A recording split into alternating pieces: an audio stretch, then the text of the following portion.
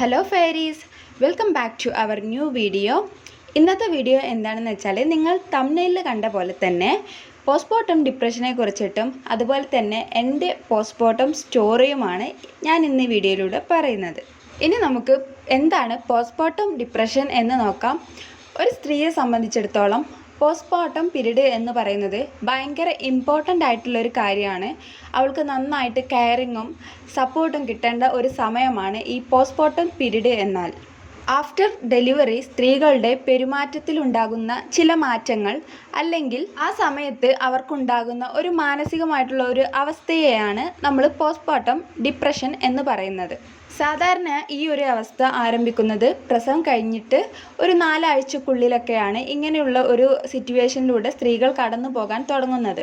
അതുമാത്രമല്ല, postmortem ഡിപ്രഷൻ്റെ intensity അനുസരിച്ചിട്ട് ഇതിനെ 3 ആയിട്ടാണ് കാറ്റഗറൈസ് ചെയ്തിട്ടുള്ളത്. അതിൽ ഒന്നാമത്തത് പോസ്റ്റ്മോർട്ടം ബ്ലൂസ്, പിന്നെ പോസ്റ്റ്മോർട്ടം ഡിപ്രഷൻ, മൂന്നാമത്തത് പോസ്റ്റ്മോർട്ടം സൈക്കോസിസ് എന്നിങ്ങനെ 3 ആയിട്ടാണ് തരംതിരിച്ചിട്ടുള്ളത്. ഇതിൽ 100-ൽ 70% അമ്മമാരും ആഫ്റ്റർ ഡെലിവറിക്ക് ശേഷം പോസ്റ്റ്മോർട്ടം ബ്ലൂസ് അനുഭവിക്കുന്നുണ്ട്. പിന്നെ 100-ൽ 15% സ്ത്രീകൾ പോസ്റ്റ്മോർട്ടം ഡിപ്രഷനും 1000-ൽ ഒരു അമ്മ പോസ്റ്റ്മോർട്ടം സൈക്കോസിസും അനുഭവിക്കുന്നുണ്ട് എന്നാണ് പറയപ്പെടുന്നത്. പിന്നെ ഇങ്ങനെയുള്ള പ്രശ്നങ്ങളൊക്കെ ഓരോ അമ്മമാരും അവരുടെ ക്യാരക്ടർ അനുസരിച്ചിട്ടായിരിക്കും അവർ പുറത്തേക്ക് എക്സ്പ്രസ് ചെയ്യുക. അതിൽ നിന്ന് നമ്മൾ മനസ്സിലാക്കിയെടുക്കണം എന്താണ് പ്രോബ്ലം എന്നത്. ഇങ്ങനെയുള്ള സിറ്റുവേഷൻസ് സ്ത്രീകൾ അനുഭവിക്കുന്ന സമയത്ത് അവൾക്ക് ചുറ്റുമുള്ളവരാണ് അവൾക്ക് സപ്പോർട്ടീവായിട്ടും നല്ല ശാരീരികമായും മാനസികമായും നല്ല രീതിയിലുള്ള കെയറിങ്ങും കൊടുക്കേണ്ടത്. ഒരു സ്ത്രീ ആഫ്റ്റർ ഡെലിവറിക്ക് ശേഷം ഡിപ്രഷൻ സ്റ്റേജിലൂടെ പോവുകയാണെങ്കിൽ ആ ഒരു സിറ്റുവേഷൻ അവൾ ലൈഫ് ലോങ് കൂടെ കൊണ്ടുപോകുന്നുണ്ടെങ്കിൽ അതിന് ഉത്തരവാദി അവൾക്ക് ചുറ്റുമുള്ള ആളുകൾ, അവളെ സപ്പോർട്ട് ചെയ്യേണ്ട ആളുകളാണ്. അവളെ സപ്പോർട്ട് ചെയ്യേണ്ട ആളുകൾ എത്രത്തോളം അവളെ നല്ല രീതിക്ക് സപ്പോർട്ട് ചെയ്യുന്നോ അത്രത്തോളം നല്ലൊരു ഫ്യൂച്ചർ ശാരീരികവും മാനസികമായിട്ട് അവൾക്ക് ലഭിക്കും. എത്രത്തോളം അവളെ മാനസികമായിട്ട് ടോർച്ചർ ചെയ്യുന്നോ അത്രത്തോളം മോശമായിട്ടുള്ള ഒരു അവസ്ഥയായിരിക്കും അവൾക്ക് ശാരീരികമായും മാനസികമായിട്ടും ഫ്യൂച്ചറിൽ ലഭിക്കുക. അതുകൊണ്ട് തന്നെ ഡെലിവറിക്ക് ശേഷം ഒരു അമ്മയെ നല്ല രീതിയിൽ ശാരീരികമായും മാനസികമായും നല്ല രീതിയിൽ സപ്പോർട്ട് ചെയ്യേണ്ടതും കെയർ ചെയ്യേണ്ടതും ഇമ്പോർട്ടൻ്റ് ആയിട്ടുള്ള കാര്യമാണ്. പണ്ട് ഒരുപാട് സ്ത്രീകൾ ഈ പോസ്റ്റ്മോർട്ടം ഡിപ്രഷനിലൂടെ കടന്നു പോയിട്ടുണ്ടെങ്കിലും അന്ന് അവർക്ക് അറിയില്ലായിരുന്നു ഇത് പോസ്റ്റ്മോർട്ടം ഡിപ്രഷനാണ്, ആ ഒരു സിറ്റുവേഷനിലൂടെയാണ് അവർ കടന്നു വന്നതെന്ന്. എന്നാൽ ഇന്ന് അങ്ങനെയല്ല. ഇന്ന് നമുക്ക് ഒരുപാട് ഓപ്പർച്യൂണിറ്റീസ് ഉണ്ട് പുതിയ അമ്മമാർക്ക് ഈ ഒരു പോസ്റ്റ്മോർട്ടം ഡിപ്രഷനെ കുറിച്ചിട്ടും അതുപോലെ തന്നെ പ്രഗ്നൻസി ടൈമിലെ ഒരുപാട് കാര്യങ്ങളെക്കുറിച്ചിട്ട് അറിയാനുള്ള ഒരുപാട് ഓപ്പർച്യൂണിറ്റീസ് ഉണ്ട് സോഷ്യൽ മീഡിയ വഴി നമുക്ക് അറിയാൻ വേണ്ടിയിട്ട്. അതുകൊണ്ട് തന്നെ ഒരുപാട് പുതിയ അമ്മമാർക്ക് പ്രഗ്നൻ്റ് ആകുന്ന സമയത്ത് തന്നെ ഒരുപാട് മെൻ്റലി നല്ല മുൻകരുതലുകൾ അവർക്ക് എടുക്കാൻ സാധിക്കുന്നുണ്ട്. അതുകൊണ്ട് തന്നെ ഇങ്ങനെയുള്ള അവസരങ്ങളൊക്കെ നമുക്ക് ഇപ്പോഴുള്ള സ്ത്രീകൾക്ക് ഭയങ്കര ഒരു ബ്ലെസ്സിങ് ആയിട്ട് തന്നെ കാണാൻ പറ്റും. ഇനി എൻ്റെ ഡെലിവറി എക്സ്പീരിയൻസിലേക്ക് കിടക്കുകയാണെങ്കിൽ എൻ്റെ 2 ഡെലിവറിയും സിസേറിയൻ ആയിരുന്നു. ഫസ്റ്റ് 2017 ഫസ്റ്റ് ഡെലിവറി നടന്നത്. ആ സമയത്ത് എനിക്ക് ഈ ഒരു പോസ്റ്റ്മോർട്ടം ഡിപ്രഷൻ അല്ലെങ്കിൽ പോസ്റ്റ്മോർട്ടം പീരീഡ് എന്താണെന്ന് പോലും അറിയില്ലായിരുന്നു ആ സമയത്ത്. ഞാൻ ജസ്റ്റ് നമ്മൾ പുറമേ കാണുന്നത് ഒരു അമ്മ കുഞ്ഞിനെ പ്രസവിക്കുന്നു, അതിനെ ഫീഡ് ചെയ്യുന്നു, നല്ല രീതിയിൽ കൊണ്ട് നടക്കുന്നു, പുറത്തൊക്കെ പോകുന്നു, കുഞ്ഞിനെ മാറ്റി ഒരുക്കിയിട്ട് ഇങ്ങനെയുള്ള സംഭവങ്ങളൊക്കെയാണ് കാണുന്നതെങ്കിലും അതിനിടയിൽ ഇതുപോലെ ഒരു ഫീഡിങ് ടൈം അതുപോലെ തന്നെ ഇതുപോലെ ഒരു പോസ്റ്റ്മോർട്ടം പീരീഡ് എന്ന് പറയുന്ന ഭയങ്കര ബുദ്ധിമുട്ടേറിയിട്ടുള്ള ഒരു പീരീഡ് ഉണ്ടെന്ന് എനിക്ക് അറിയില്ലായിരുന്നു അതിനെക്കുറിച്ചിട്ട് ഞാൻ അങ്ങനെ അങ്ങോട്ട് ശ്രദ്ധിച്ചിട്ടില്ലായിരുന്നു.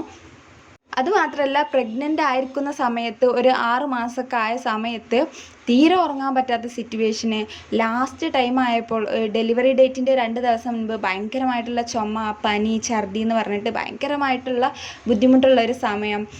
ആ ഒരു സമയത്തൊക്കെ ഞാൻ വിചാരിച്ചിട്ടുണ്ടായിരുന്നത് ഡെലിവറി കഴിഞ്ഞാൽ നന്നായിട്ട് കിടന്നുറങ്ങാം എന്നിങ്ങനെ ആയിരുന്നു വിചാരിച്ചിട്ടുണ്ടായിരുന്നത്. പക്ഷേ ഡെലിവറി കഴിഞ്ഞപ്പോൾ അതിലും വലിയ പ്രശ്നങ്ങൾ, ഭയങ്കരമായിട്ടുള്ള മൂഡ് സ്വിങ്സ്, ഭയങ്കരമായിട്ടുള്ള ഒറ്റപ്പെടൽ, അതുപോലെ തന്നെ ഭയങ്കരമായിട്ടുള്ള ഓവർ തിങ്കിങ്. രാത്രി മുഴുവനും കുഞ്ഞിനെയും കൊണ്ടിരിക്കുന്നു, പകലും അതുപോലെ തന്നെ കുഞ്ഞിനെ ഫുൾ ടൈം നോക്കേണ്ട സിറ്റുവേഷൻ. ഒരു 2 മണിക്കൂറോ അല്ലെങ്കിൽ 3 മണിക്കൂർ ഒരു ദിവസം ഉറങ്ങാൻ കിട്ടും. അതന്നെ അരമണിക്കൂർ ഉറങ്ങും, അത് കഴിഞ്ഞിട്ട് ഒരു 2-3 മണിക്കൂർ കഴിഞ്ഞിട്ട് അരമണിക്കൂർ ഉറങ്ങുക, അങ്ങനെയൊക്കെ പറ്റുള്ളൂ. കുഞ്ഞ് ഉറങ്ങുന്ന സമയത്ത് മാത്രം ഉറങ്ങാൻ പറ്റുന്ന സിറ്റുവേഷൻ.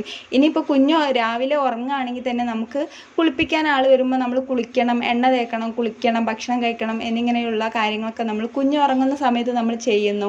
ശാരീരികമായിട്ടുള്ള ബുദ്ധിമുട്ടുകൾ അത് വേറെ. ഒരു ഡെലിവറി കഴിഞ്ഞപ്പോൾ പല തരത്തിലുള്ള ബുദ്ധിമുട്ടുകൾ ശാരീരികമായിട്ട് അനുഭവിക്കേണ്ടി വരുന്നു. അപ്പോൾ ഇതൊക്കെ ഫസ്റ്റ് ടൈം ഈ ഒരു സംഭവങ്ങളൊക്കെ അനുഭവിച്ചപ്പോൾ ഭയങ്കരമായിട്ടുള്ള ഒരു ഷോക്കിംഗ് ആയിരുന്നു എനിക്ക് ഫീൽ ചെയ്തിട്ടുണ്ടായിരുന്നത്. ഇങ്ങനെയാണോ എല്ലാ അമ്മമാരും കുഞ്ഞുങ്ങളെ പ്രസവിച്ച് വളർത്തുന്നത്? ഇങ്ങനെയാണോ ഈ ഒരു പോസ്റ്റ്മോർട്ടം പീരീഡ് എന്താണെന്ന് എനിക്ക് അന്ന് അറിയില്ലായിരുന്നു കേട്ടോ. അന്ന് എനിക്ക് ഇതുപോലെ സ്മാർട്ട് ഫോണോ യൂട്യൂബോ എന്നിങ്ങനെ സോഷ്യൽ മീഡിയാസ് ഒന്നും യൂസ് ചെയ്തിട്ടില്ല. അങ്ങനെ ഇതിനെക്കുറിച്ചൊന്നും ഒരു അറിവില്ലായിരുന്നു എന്നെ സംബന്ധിച്ചിടത്തോളം. അതുകൊണ്ട് തന്നെ എനിക്ക് ഭയങ്കരമായിട്ടുള്ള ഒരു മരവിപ്പ് അങ്ങനെയൊക്കെ പറയാൻ പറ്റും. അങ്ങനെ ഒരു സിറ്റുവേഷൻ ആയിരുന്നു ആ സമയത്ത്. ഈ ഒരു ബുദ്ധിമുട്ടുകളും കാര്യങ്ങളൊക്കെ അതിൽ നിന്നൊക്കെ റിക്കവർ ആവാൻ വേണ്ടിയിട്ട് ഞാനൊരു 3-3.5 വർഷം എടുത്തിട്ടുണ്ടായിരുന്നു. ഹെൽത്ത് വൈസ് ഭയങ്കര വീക്കായിരുന്നു കേട്ടോ. എനിക്ക് ഭയങ്കരമായിട്ടുള്ള ശാരീരികമായിട്ടുള്ള പ്രോബ്ലംസ് ഞാൻ അനുഭവിച്ചിട്ടുണ്ടായിരുന്നു. പിന്നെ നമുക്ക് പറയാതിരിക്കാൻ പറ്റില്ല, ഈ രാത്രി മുഴുവനും നമ്മൾ കുഞ്ഞിനെയും കൊണ്ട് ഇരിക്കുമ്പോൾ നമ്മൾ മാത്രമാണ് ഇരിക്കുന്നത്. അതുകൊണ്ട് തന്നെ എല്ലാവരും ഉറങ്ങുമ്പോൾ നമ്മൾ ഒറ്റയ്ക്ക് കുഞ്ഞിനെയും കൊണ്ട് ഇരിക്കുന്നു. നമുക്ക് ശരിക്കും ഉറങ്ങാൻ പറ്റുന്നില്ല. ഫീഡ് ചെയ്യുമ്പോഴുള്ള ഇറിറ്റേഷൻ, അതുമാത്രമല്ല ഭയങ്കരമായിട്ടുള്ള ഒറ്റപ്പെടൽ കാരണം നമുക്ക് ഭയങ്കര ഓവർ തിങ്കിങ്, പല നെഗറ്റീവ് തോട്ട്സ് നമ്മുടെ മൈൻഡിലേക്ക് വരുന്നു. നമ്മൾ അതാലോചിച്ച് കരയുന്നു. എന്നിങ്ങനെയുള്ള സിറ്റുവേഷൻസൊക്കെ നമ്മൾ നേരിടും ആ സമയത്ത്. ചിലപ്പോൾ അതുകൊണ്ടൊക്കെ ആയിരിക്കാം ശാരീരികമായിട്ട് നല്ല ബുദ്ധിമുട്ടുകൾ അനുഭവിച്ചിട്ടുണ്ടായിരുന്നു. അതിൽ നിന്നൊക്കെ ഓവർകം ചെയ്യാൻ വേണ്ടിയിട്ട് ഞാനൊരു 3-4 വർഷം എടുത്തിട്ടുണ്ടായിരുന്നു. അതുകൊണ്ട് തന്നെ നമ്മൾ സെക്കൻഡ് ബേബി കുറച്ചൊക്കെ കഴിഞ്ഞിട്ട് മതി എന്ന് നമ്മൾ തീരുമാനിച്ചിട്ടുണ്ടായിരുന്നു കേട്ടോ. അങ്ങനെ സെക്കൻഡ് ബേബി എൻ്റെ മോന് 5 വയസ്സായപ്പോഴായിരുന്നു എൻ്റെ ഹസുമോനെ ഞാൻ കൺസീവ് ആകുന്നത്. ആ സമയത്ത് ഞാൻ ഭയങ്കര ഹെൽത്തി ആയിരുന്നു. പ്രഗ്നൻസി ടൈമിൽ എനിക്ക് ഫസ്റ്റ് എക്സ്പീരിയൻസ് ഉള്ളതുകൊണ്ട് തന്നെ പ്രഗ്നൻസി ടൈമിൽ എനിക്ക് ഒരു തരത്തിലുള്ള ശാരീരിക ബുദ്ധിമുട്ടുകൾ ഞാൻ നേരിട്ടിട്ടില്ല കേട്ടോ ആ ഒരു സമയത്ത്. കാരണം എന്തുകൊണ്ടാണെന്ന് വെച്ചാൽ നമുക്കൊരു എക്സ്പീരിയൻസ് ഉണ്ട്. അതുകൊണ്ട് തന്നെ ഒരുപാട് നല്ല രീതിയിൽ ശാരീരികമായും മാനസികമായുള്ള മുൻകരുതലുകൾ ഞാൻ എടുത്തിട്ടുണ്ടായിരുന്നു. അതുകൊണ്ടായിരിക്കാം ഹെൽത്ത് വൈസ് ഞാൻ ഓക്കെ ആയിരുന്നു. എന്നെ കാണുന്നവരും അത് തന്നെയായിരുന്നു പറഞ്ഞിട്ടുണ്ടായിരുന്നത്. ഫേസൊക്കെ നല്ല പ്ലസൻ്റ് ആയിട്ട് ഇരിക്കുന്നുണ്ട്, ഒരു പ്രഗ്നൻ്റ് ആയിട്ടുള്ള ആ ഒരു ബുദ്ധിമുട്ടൊന്നും എൻ്റെ ഫേസിൽ കാണുന്നില്ല എന്ന് പലരും പറഞ്ഞിട്ടുണ്ടായിരുന്നു. പിന്നെ സെക്ഷൻ ആയിരുന്നു സെക്കൻഡും. അതുകൊണ്ട് തന്നെ ഒബ്വിയസ്ലി നമുക്ക് ഹെൽത്ത് വൈസ് ചെറിയ ചെറിയ പ്രോബ്ലംസ് ഒക്കെ ആ ഒരു സമയത്ത് ഉണ്ടാവും. സ്റ്റിച്ച് ഉണങ്ങാനൊക്കെ കുറച്ച് ബുദ്ധിമുട്ടുണ്ടായിരുന്നു. എന്നാലും ഫസ്റ്റ് ഡെലിവറി അപേക്ഷിച്ചിട്ട് എനിക്ക് ഭയങ്കരമായിട്ടുള്ള ശാരീരിക മാനസികമായിട്ടുള്ള ബുദ്ധിമുട്ടൊന്നും ഞാൻ നേരിട്ടിട്ടില്ലായിരുന്നു. എന്നാലും നമ്മൾ രാത്രി ഉറക്കമൊഴിക്കൽ കാരണം നമുക്ക് നല്ല രീതിയിൽ തന്നെ നമുക്ക് ഓവർ തിങ്കിങ്, ആങ്സൈറ്റി, ഭയങ്കര ടെൻഷൻ, കരച്ചിൽ, മൂഡ് സ്വിങ്സ് എന്നിങ്ങനെയുള്ള സംഭവങ്ങളൊക്കെ എന്തായാലും നമ്മൾ എത്രയൊക്കെ പ്രിപ്പറേഷൻസ് എടുത്താലും നമുക്കുണ്ടാവും കേട്ടോ. പക്ഷെ അതിൽ നിന്നൊക്കെ രക്ഷപ്പെടാൻ ഞാൻ ചെയ്ത ഒരു വഴി എന്താണെന്ന് വെച്ചാൽ മാക്സിമം ഞാൻ എന്നെ ബിസിയാക്കി നിർത്താനാണ് ശ്രമിച്ചത്.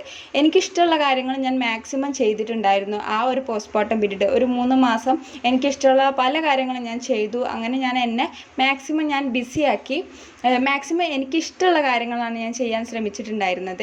പിന്നെ രാത്രി മുഴുവൻ കുഞ്ഞ് ഉറങ്ങാതിരിക്കുമ്പോൾ എനിക്ക് ഉറങ്ങാൻ പറ്റുന്നില്ലല്ലോ എന്ന് ഞാൻ ചിന്തിച്ചിട്ട് ഭയങ്കര സ്ട്രെസ്ഫുൾ ആവാതെ കുഞ്ഞിനെ നല്ല രീതിയിൽ പ്ലസൻ്റായിട്ട് എത്ര നേരം ഉറങ്ങാതിരിക്കുന്നോ അത്രയും നേരം ഞാൻ കളിപ്പിക്കുകയായിരുന്നു കേട്ടോ. അതുകൊണ്ട് തന്നെ കുഞ്ഞുമായിട്ട് നല്ലൊരു അറ്റാച്ച്മെൻറ്റ് എനിക്ക് ഫീൽ ചെയ്തിട്ടുണ്ടായിരുന്നു, കുഞ്ഞിനെ എന്നോടും എനിക്ക് കുഞ്ഞിനോടും. അവനൊരു 2 മാസം ആയപ്പോൾ തന്നെ എൻ്റെ സൗണ്ട്, എൻ്റെ ചിരി, എൻ്റെ സൗണ്ട് എന്നെ കാണുമ്പോഴും അല്ലെങ്കിൽ ഞാൻ തൊടുമ്പോഴൊക്കെ അവന് പെട്ടെന്ന് മനസ്സിലാക്കി എടുക്കാൻ പറ്റുമായിരുന്നു കേട്ടോ ഞാനാണെന്നും. വേറെ ഒരാൾ എടുക്കുമ്പോൾ അതും അവന് മനസ്സിലാക്കാൻ പറ്റുമായിരുന്നു. അപ്പോൾ കുഞ്ഞുമായിട്ടുള്ള ഒരു അറ്റാച്ച്മെൻറ്റ് കിട്ടുമ്പോൾ ഭയങ്കര ഒരു ഹാപ്പിനെസ് നമുക്ക് ഫീൽ ചെയ്യും. എന്നാലും അതിനിടയിൽ നമ്മുടെ മൈൻഡ് ഇങ്ങനെ മാറും. ഭയങ്കര നെഗറ്റീവ് തോട്ട്സും കാര്യങ്ങളൊക്കെ മൈൻഡിൽ വരുമെങ്കിലും നമ്മൾ നമ്മളെ തന്നെ ബിസിയാക്കി എടുക്കുക. നമ്മുടെ കുഞ്ഞുങ്ങളുടെ കാര്യം ഉണ്ടാവും. ഞാനിപ്പോൾ ഡെലിവറി കഴിഞ്ഞ സമയത്ത്, സെക്കൻഡ് ഡെലിവറി കഴിഞ്ഞ സമയത്തായിരുന്നു എൻ്റെ മോനെ 1ാം ക്ലാസ്സിൽ ചേർത്തുന്നത്, ഫസ്റ്റ് ചൈൽഡിനെ. അപ്പോൾ അവനുമായിട്ട് നല്ല ബിസി ആയിരുന്നു. എനിക്ക് മര്യാദയ്ക്ക് കിടക്കാൻ പറ്റുന്നില്ല, റെസ്റ്റ് എടുക്കാൻ പറ്റുന്നില്ല.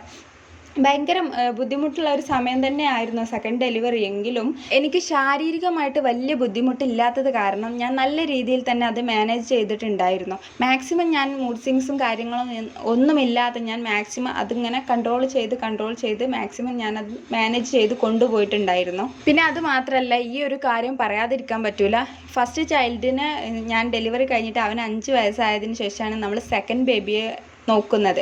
അപ്പോൾ അവന് 5 വയസ്സ് വരെ അവൻ മാത്രമല്ലേ ഉണ്ടായിരുന്നുള്ളൂ. അപ്പോൾ അവനെ നന്നായിട്ട് ഞാൻ ടേക്ക് കെയർ ചെയ്തിട്ടുണ്ടായിരുന്നു, നന്നായിട്ട് പാമ്പർ ചെയ്ത് വളർത്തിയതായിരുന്നു. അത് കാരണം സെക്കൻഡ് ബേബി വന്നപ്പോൾ അവന് ഭയങ്കരമായിട്ടുള്ള ഒരു ഒറ്റപ്പെടലും കാര്യങ്ങളൊക്കെ ഫീൽ ചെയ്തിട്ടുണ്ടായിരുന്നു. അപ്പോൾ ഇതുപോലുള്ള അമ്മമാർക്കൊക്കെ ഇത് പറഞ്ഞാൽ മനസ്സിലാവും. അപ്പോൾ ആ ഒരു സമയത്ത് കുഞ്ഞിനെ മാനേജ് ചെയ്യുക എന്നുള്ളത് ഭയങ്കര വലിയൊരു ടാസ്ക്കാണ്. 2 ആളെയും മാനേജ് ചെയ്ത് കൊണ്ടുപോവുക എന്നുള്ളത്, പ്രത്യേകിച്ച് നമുക്ക് ഹെൽത്ത് വൈസ് നമ്മൾ ഈ ഒരു സിസേറിയൻ ആവട്ടെ ആവട്ടെ നോർമൽ ഡെലിവറി ആവട്ടെ, നമ്മൾ റെസ്റ്റ് എടുക്കേണ്ട സമയമാണ്. അപ്പോൾ നമുക്ക് കുഞ്ഞിനെ എടുക്കാനോ താലോലിക്കാനോ കാര്യങ്ങൾക്കൊന്നും നമുക്ക് ഭയങ്കര ബുദ്ധിമുട്ടായിരിക്കും ഫസ്റ്റ് ചൈൽഡിനെ. അതുവരെ നമ്മൾ അങ്ങനെ കൊണ്ട് നടന്നിട്ട് പെട്ടെന്ന് അവനെ മാറ്റി നിർത്തുന്ന പോലെ അവർക്ക് ഫീൽ ചെയ്യാനൊക്കെ സാധ്യതയുണ്ട്. അപ്പോൾ ആ സമയവും നമ്മൾ നല്ല രീതിയിൽ കുഞ്ഞുങ്ങളെ ടേക്ക് കെയർ ചെയ്യാനോ രണ്ടുപേരെയും ഒരേപോലെ മാക്സിമം രണ്ടുപേരെയും ഒരേപോലെ കൊണ്ടുപോകാൻ നമ്മൾ ശ്രമിക്കണം. അല്ലെങ്കിൽ അവരുടെ മാനസികാവസ്ഥയും മോശമായിട്ട് തന്നെ അത് ബാധിക്കാൻ സാധ്യതയുണ്ട്. അപ്പോൾ അത് നമ്മൾ ഒരു മദർ എന്ന രീതിയിൽ നമ്മുടെ ഒരു വലിയൊരു റെസ്പോൺസിബിലിറ്റിയാണ് കേട്ടോ. അപ്പോൾ എനിക്ക് പുതിയ അമ്മമാരോട് പറയാനുള്ളത്, നമ്മൾ പ്രഗ്നൻ്റ് ആയിരിക്കുന്ന സമയത്ത് തന്നെ നമ്മൾ ചിന്തിക്കേണ്ടത് നമുക്ക് രാത്രി ഉറങ്ങാൻ പറ്റില്ല. അത് കാരണം നമ്മൾ നല്ല രീതിക്ക് പ്ലസൻ്റായിട്ട് തന്നെ കുഞ്ഞിനെ നല്ല രീതിയിൽ ടേക്ക് കെയർ ചെയ്യാൻ ശ്രമിക്കണം. കാരണം നമ്മൾ ഇത് നിങ്ങൾക്കെന്ന് പറയുന്നത് നിങ്ങൾക്ക് ഈ ഒരു സംഭവങ്ങളൊക്കെ അറിയാനുള്ള ഓപ്പർച്യൂണിറ്റി ഉണ്ട്. അപ്പോൾ നിങ്ങൾ എന്ത് ചെയ്യണം, അതിനനുസരിച്ചുള്ള പ്രിക്കോഷൻസും കാര്യങ്ങളൊക്കെ എടുത്തിട്ട് റെഡി ആയിട്ട് നിൽക്കണം. ഉറങ്ങാൻ കഴിഞ്ഞിട്ടില്ല എന്ന് വിചാരിച്ചിട്ട് സ്ട്രെസ്ഫുൾ ആവരുത്. മാക്സിമം ഹാപ്പി ആയിട്ടിരിക്കുക. നന്നായിട്ട് ആ സമയത്ത് നൈറ്റ് നിങ്ങൾ ഉറങ്ങുന്നില്ലെങ്കിൽ എന്തെങ്കിലുമൊക്കെ കഴിക്കാനും നന്നായിട്ട് വെള്ളം കുടിക്കാനൊക്കെ ശ്രമിക്കുക. അപ്പോൾ നമുക്ക് കൂടുതൽ പ്ലസൻ്റ് ആയിട്ടും ഹാപ്പി ആയിട്ടൊക്കെ ഇരിക്കാൻ പറ്റും കേട്ടോ. പിന്നെ എനിക്ക് പറയാനുള്ളത്, നമ്മൾ ഡെലിവറി കഴിഞ്ഞ സമയത്ത് ഒരുപാട് പേര് നമ്മളെ വിസിറ്റ് ചെയ്യാനും അതിൽ കുറച്ച് പേര് ചിലപ്പോൾ ഭയങ്കര ടോക്സിക് ആയിട്ട് സംസാരിക്കാനൊക്കെ സാധ്യതയുണ്ട്. ഇങ്ങനെയുള്ള സമയങ്ങളിൽ നമുക്ക് മാക്സിമം വേണമെങ്കിൽ റിപ്ലൈ കൊടുക്കാം, അല്ലെങ്കിൽ നമുക്കത് മാക്സിമം ഇഗ്നോർ ചെയ്ത് കളയുക. കാരണം നമുക്ക് ആ സമയത്ത് അങ്ങനെയുള്ള കാര്യങ്ങൾ കേൾക്കാനോ ചിന്തിച്ചിരിക്കാനോ ഒന്നും പറ്റാത്തൊരു സമയമാണ്. നമ്മളെ മെൻ്റലി നല്ല രീതിയിൽ നെഗറ്റീവായിട്ട് അത് എഫക്റ്റ് ചെയ്യാൻ സാധ്യതയുണ്ട്. അങ്ങനെയുള്ള കാര്യങ്ങൾ വരികയാണെങ്കിൽ മാക്സിമം ഇഗ്നോർ ചെയ്ത് കളയുക. നമ്മുടെ മൈൻഡിനെ എപ്പോഴും ഹാപ്പി ആക്കിയിട്ട് വെക്കാൻ വേണ്ടിയിട്ട് ശ്രമിക്കുക. ഈ ഒരു കാര്യം പറയാതിരിക്കാൻ പറ്റില്ല. കാരണം ഭൂരിഭാഗം സ്ത്രീകളും ഡെലിവറി കഴിഞ്ഞാൽ ഫേസ് ചെയ്യുന്ന ഒരു സംഭവമാണ്, ഒരു ഇൻസിഡൻ്റ് ആണ് ഇങ്ങനെയുള്ള ബാഡ് ഇൻസിഡൻസ് ഒക്കെ. എനിക്കും ഉണ്ടായിട്ടുണ്ട് ഇതുപോലെയുള്ള ബാഡ് ഇൻസിഡൻസ് ഒക്കെ ഡെലിവറി കഴിഞ്ഞതിന് ശേഷം. ഫസ്റ്റ് ഡെലിവറി കഴിഞ്ഞപ്പോൾ അങ്ങനെയുള്ള ഇൻസിഡൻസ് ഒക്കെ ഉണ്ടായിട്ടുണ്ടെങ്കിലും ആ സമയത്ത് ഞാൻ വിചാരിച്ച് എനിക്കത് നല്ല രീതിയിൽ എഫക്റ്റ് ചെയ്തിട്ടുണ്ടായിരുന്നു. ബട്ട് സെക്കൻഡ് ഡെലിവറി കഴിഞ്ഞപ്പോൾ എനിക്ക് ഏകദേശം ഇതിനെക്കുറിച്ച് ധാരണയൊക്കെ ഉള്ളത് കാരണം ഞാനത് മാക്സിമം ഇഗ്നോർ ചെയ്തു. ഞാൻ ഇത്രേ ചിന്തിച്ചിട്ടുള്ളൂ, നമ്മൾ ഡെലിവറി കഴിഞ്ഞ് കിടക്കുന്നത് ബാക്കിയുള്ളവരുടെ സ്ട്രെസ്സ് ഏറ്റുവാങ്ങാൻ വേണ്ടിയിട്ടല്ല. നമുക്കിപ്പോൾ വേണ്ടത് സന്തോഷമാണ്, ഹാപ്പിനെസ്സാണ്. നമ്മുടെ മൈൻഡിന് മാക്സിമം ഹാപ്പിനെസ് കൊടുക്കുക. കുഞ്ഞുങ്ങളുടെ മൂവ്മെൻറ്റ്സ് ഒക്കെ കണ്ടിട്ട് അതൊക്കെ എൻജോയ് ചെയ്യുക, അവരുടെ വളർച്ച എൻജോയ് ചെയ്യുക, ആ ഒരു സമയം നല്ല രീതിക്ക് കൊണ്ടുപോകുക എന്നുള്ളതാണ്. അത്രേ ഞാൻ ചിന്തിച്ചിട്ടുള്ളൂ. അതുപോലെ തന്നെ നല്ല രീതിയിൽ സ്ട്രോങ് ആയിട്ട് മെൻ്റലി ആൻഡ് ഫിസിക്കലി സ്ട്രോങ് ആയിട്ട് മുന്നോട്ട് പോകാൻ ശ്രമിക്കുക. അപ്പോൾ ഇതൊക്കെയാണ് നമ്മുടെ ഇന്നത്തെ വീഡിയോ. പിന്നെ ഈ വീഡിയോയിൽ കാണിക്കുന്ന ഈ ചെറിയ ചെറിയ പോട്ട്സും കാര്യങ്ങളൊക്കെ നമ്മുടെ നെയ്ബർ തന്നതാട്ടോ. നമ്മൾ ചെടി കുഴിച്ചിടുന്നത്, ചെടി മീൻസ് തക്കാളി തൈകളാണ്. ഇങ്ങനെയുള്ള സംഭവങ്ങളും പച്ചക്കറികളൊക്കെ കുഴിച്ചിടുന്നത് കണ്ടപ്പോൾ നമ്മുടെ നെയ്ബർ അവളുടെ അടുത്തുണ്ടായിരുന്ന കുറച്ച് പോട്ട്സും കാര്യങ്ങളൊക്കെ നമുക്ക് ഗിഫ്റ്റ് ചെയ്തതാണ് കേട്ടോ. അപ്പോൾ അതാണ് ഞാൻ ഈ വീഡിയോയിലൂടെ കാണിക്കുന്നത്. അപ്പോൾ നിങ്ങൾക്ക് ഈ വീഡിയോ ഇഷ്ടമായെന്ന് വിശ്വസിക്കുന്നു. ഒരുപാട് പുതിയ അമ്മമാർക്ക് ഇത് യൂസ്ഫുൾ ആകുമെന്ന് ഞാൻ വിശ്വസിക്കുന്നു. വീഡിയോ ഇഷ്ടമായിട്ടുണ്ടെങ്കിൽ keep watching and supporting me. Thank you so much for watching my video. By.